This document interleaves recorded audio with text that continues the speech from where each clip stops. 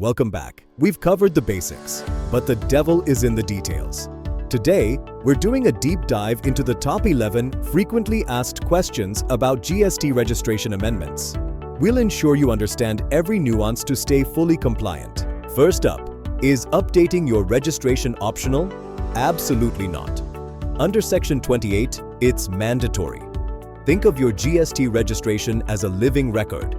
If it doesn't match reality, every return you file is technically incorrect, which can affect your refunds and legal standing. What's the legal distinction?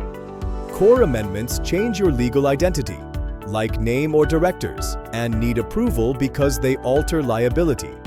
Non-core changes like email or bank details are operational. They are auto-approved, but equally critical for communication. Can you amend retrospectively? Generally, no. Amendments are effective from the date of submission. So if you moved offices last year but apply today, it's effective today. Retrospective changes are rare and require a specific commissioner's order. Does changing an authorized signatory need approval? No, it's a non-core amendment. However, do not delay this. If your signatory leaves and you don't update it, you might miss critical OTPs and notices, leaving you locked out of your own account. What if the officer stays silent? Under Rule 19, if they don't act within 15 working days, your amendment is deemed approved. This is a crucial safeguard that prevents your business operations from being held hostage by administrative delays. Can you directly update directors on the GST portal? No. The portal validates against the MCA database. You must first update the Registrar of Companies using Form DIR 12. Only once that is approved should you file the core amendment on the GST portal. Does a PAN change require an amendment? No, because GST is PAN-based. A new PAN means a new legal entity. You must take a fresh registration, cancel the old one, and transfer your input tax credit using Form ITC-02 under Section 18.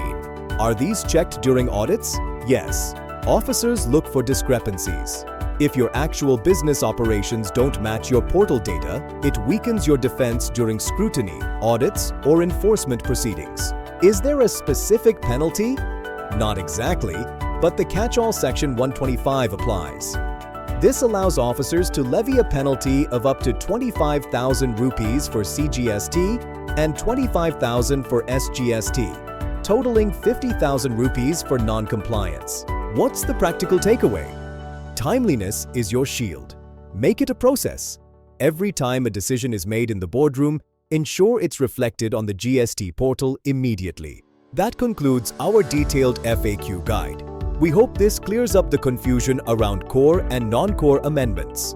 Keep your records clean and stay compliant. Thanks for watching.